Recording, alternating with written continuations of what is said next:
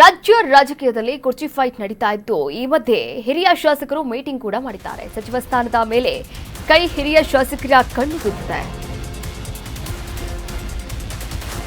ಕುರ್ಚಿ ಫೈಟ್ ಮಧ್ಯೆ ಹಿರಿಯ ಶಾಸಕರ ಮೀಟಿಂಗ್. ಸಚಿವ ಸ್ಥಾನದ ಮೇಲೆ ಕೈ ಹಿರಿಯ ಶಾಸಕರ ಕಣ್ಣು ಬಿದ್ದಿದೆ. ಪಕ್ಷದಲ್ಲಿ ಜೋರಾಯಿತು ಸಂಪುಟ ಪುನರ್ರಚನೆಯ ಕೂಗು. ಸಚಿವ ಸಂಪುಟ ಪುನರ್ರಚನೆಯ ಕೂಗು ಜೋರಾದ ಬೆನ್ನಲ್ಲೇ ಸಭೆಯನ್ನ ಕೂಡ ನಡೆಸಿದ್ದಾರೆ. 3-4 ಬಾರಿ ಗೆದ್ದಿರತಕ್ಕಂತ ಶಾಸಕರಿಂದ ಮಹತ್ವದ ಮೀಟಿಂಗ್ ಮಾಡಲಾಗಿದೆ. ಬೌರಿಂಗ್ ಕ್ಲಬ್ನಲ್ಲಿ 30ಕ್ಕೂ ಹೆಚ್ಚು ಶಾಸಕರು ಮೀಟಿಂಗ್ ಮಾಡಿದ್ದಾರೆ. ಬೇಳೂರು ಗೋಪಾಲಕೃಷ್ಣ ಹಾಗೂ ಪ್ರಸಾದ್ ಅಭಯ್ಯ, ಶಾಂತನಗೌಡ ಸೇರಿದಂತೆ ಹಲವರು ಈ ಸಭೆಯಲ್ಲಿ ಭಾಗಿಯಾಗಿದ್ದರು. ಸಂಪುಟ ಪುನರ್ರಚನೆ ಆದರೆ ನಮ್ಮನ್ನು ಕೂಡ ಪರಿಗಣನೆಗೆ ತೆಗೆದುಕೊಳ್ಳಿ. ಸಭೆಯ ಮೂಲಕ ಹೈಕಮಾಂಡ್ ನಾಯಕರಿಗೆ ಮನವಿಯನ್ನ ಕೂಡ ಮಾಡಲಾಗಿರುವಂಥದ್ದು.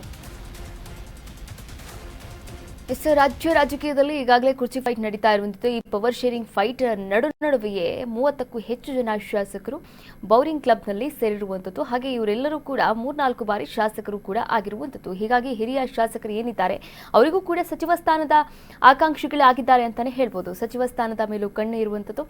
ಸಚಿವ ಸಂಪುಟ ಪುನರ್ರಚನೆ ಆಗಲೇಬೇಕು, ಈ ಬಗ್ಗೆ ನಾವು ಹೈಕಮಾಂಡ್ಗೆ ಒತ್ತಾಯವನ್ನ ಮಾಡಲೇಬೇಕು.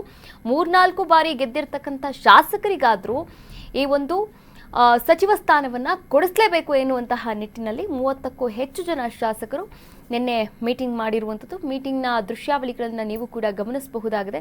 ಬೇಳೂರು ಗೋಪಾಲಕೃಷ್ಣ ಅವರಿದ್ದಾರೆ, ಪ್ರಸಾದ್ ಅಬ್ಬಯ್ಯ ಅವರಿದ್ದಾರೆ, ಶಾಂತನಗೌಡ ಅವರು ಕೂಡ ಇರುವಂಥದ್ದು. ಒಟ್ಟಾರೆಯಾಗಿ ಹಲವರು ಈ ಸಭೆಯಲ್ಲೂ ಕೂಡ ಭಾಗಿಯಾಗಿರುವಂಥದ್ದು.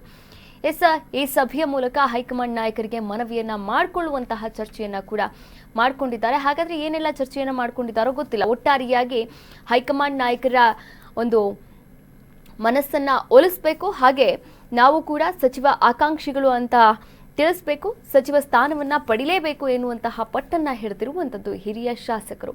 ಹಾಗಾದ್ರೆ ಹಿರಿಯ ಶಾಸಕರಿಗೆ ಸಚಿವ ಸಂಪುಟ ಪುನರ್ರಚನೆ ಆದ್ರೆ ಸಚಿವ ಸ್ಥಾನ ಸಿಗುತ್ತಾ?